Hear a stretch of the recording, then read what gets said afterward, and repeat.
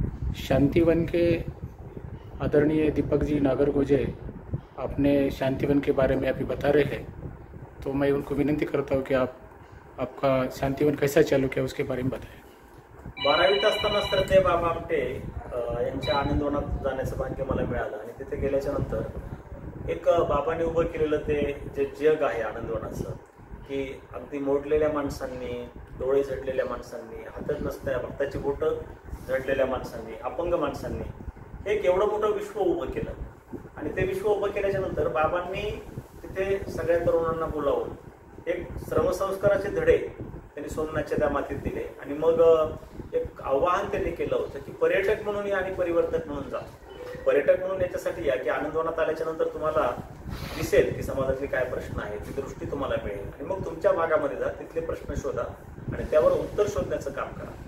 मग परिवर्तकाची भूमिका तिथं करा. आणि मग हे जे बाबांचं वाक्य, त्या वाक्यानं मनावर अक्षरशः गारूड केलं. आणि मग जेव्हा इकडे आलो तेव्हा इकडे जे बीड जिल्हा म्हणजे आमचा अतिशय दुर्गम भाग, दुष्काळग्रस्त जिल्हा आहे हा.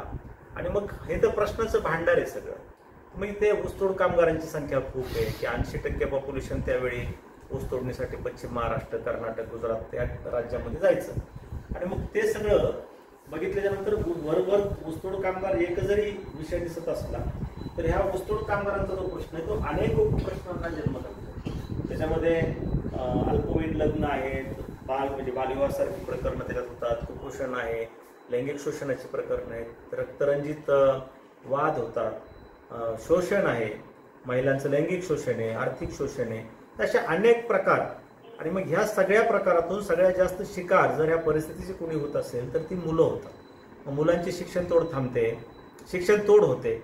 आणि शिक्षण तोड झाल्याच्या नंतर ही मुलं नको त्या वाईट रूढी परंपरेचे शिकार बनतात. मग या मुलांना आपण शिक्षणाच्या प्रवाहात आणलं पाहिजे. मग यातली अनाथ मुलं शोधायला सुरुवात केली, एकल पालक असणारी मुलं शोधायला सुरुवात केली. आणि मग ती मुलं शांतिवनमध्ये आणून त्यांना संगोपन आणि शिक्षण करत त्यांना पुनर्वसनाचा मार्ग शोधण्याचं आम्ही काम केलं. आणि त्यासाठी शांतिवनची स्थापना आम्ही इथे केली. बाबा आमटेंचा जे विचार होता सेवेचा तो वसा मी घेतला.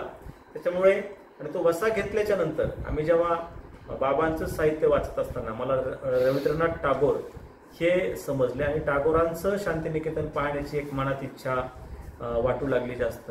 मग मी कलकत्त्याला गेलो, शांतिनिकेतन पाहिलं. आणि शांतिनिकेतन पाहिल्याच्या नंतर टागोरांनी जे उभं केलेलं त्यांचं काम आणि त्या काळी ते राहत असलेलं घर, ते काम करीत असलेले प्रयोग करीत असलेले वेगवेगळे शिक्षणाचे प्रयोग ते पाहिल्याच्या नंतर माझ्या मनात असं एक आलं की बाबांच्या सेवेचं काम तर मला करायचंय, हे अनाथ मुलांसाठी, वंचित मुलांसाठी काम करायचंय. पण त्यांना फक्त खाऊ पिऊ घालायचं नाही, त्यांचं पुनर्वसन केलं पाहिजे. आणि मग पुनर्वसन करण्याचा सगळ्यात सोपा जर आणि शाश्वत असा मार्ग कुठला असेल तर तो शिक्षण आहे. पुनर्वसन कशातून? शिक्षणातूनच होऊ शकतं, याच्यावर माझा प्रचंड विश्वास. आणि मग मी ठरवलं की या मुलांना, या अनाथ वंचित मुलांना चांगल्या समाजाच्या प्रवाहात पुनर्वसन करण्यासाठी अगोदर त्यांचं संगोपनासाठी बाबांच्या सेवेचा वसा घ्यायचा, त्यांना तिथे आणून त्यांचं निवासी संगोपन करायचं आणि पुनर्वसन करण्यासाठी शिक्षणाचा मार्गपथ करायचा. मग त्या टागोराच्या संकल्पनेतून आपण त्यांना शिक्षणाच्या प्रवाहात आणायचं. म्हणून शांतिवनची स्थापना कशी झाली तर बाबा आमटेंची सेवा म्हणून बाबा आमटेंच्या आनंदवनातलं वन आणि टागोरांचं शांतिनिकेतन, त्यांच्यापासून शिक्षणाची प्रेरणा. मग बाबा आमटेंचं वन आणि टागोरांचं शांतिनिकेतन मधलं शांती असं मिळून शांतिवन हे नाव आम्ही इथे केलं आणि त्या प्रकल्पाची सुरुवात केली. मला सर दीपक सर असं म्हणायचं का तुम्ही बीड जिल्हा का निवडला? बाबा आमटे म्हणायचे की तुमच्या भागात जा आणि तुमचे प्रश्न शोधा आणि त्याच्यावरती काम करा. म्हणजे एखाद्या मोठ्या शहरात जर मी गेलो असतो तर काम याच्यापेक्षाही मोठ्या भौतिक सुविधांनी निर्माण झालं असतं, उभं राहिलं असतं. परंतु बाबा म्हणायचे की लोकांसाठी नाही, लोकांसोबत काम करा. म्हणजे जिथे कामाची गरज आहे तिथेच ते काम केलं पाहिजे. मग आर्वी हे जे गाव आहे त्या आर्वीच्या या परिसरामध्ये, या बालाघाटाच्या परिसरामध्ये कामाची खरी गरज होती. आणि मग इथे लागणारी साधनं जी असतात ती माझ्या कुटुंबाची वडिलोपार्जित जमीन इथे काही होती, ती जमीन आम्ही संस्थेला दिली. त्याच्यामुळे त्या संस्थानाची किंमत आम्ही काही चुकती करू शकलो त्याच्यामध्ये, की जे की आमच्याकडे पैसे एवढे नव्हते की जर नवीन ठिकाणी जाऊन लगेच जमिनी वगैरे घेऊन ते काम सुरू करण्याचं हे नव्हतं. ते इथं आम्हाला थोडं सोपं गेलं.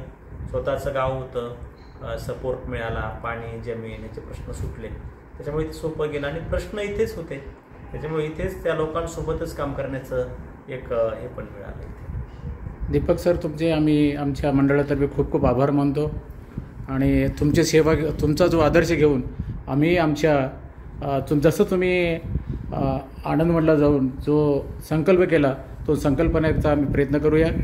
आपले खूप खूप आभार.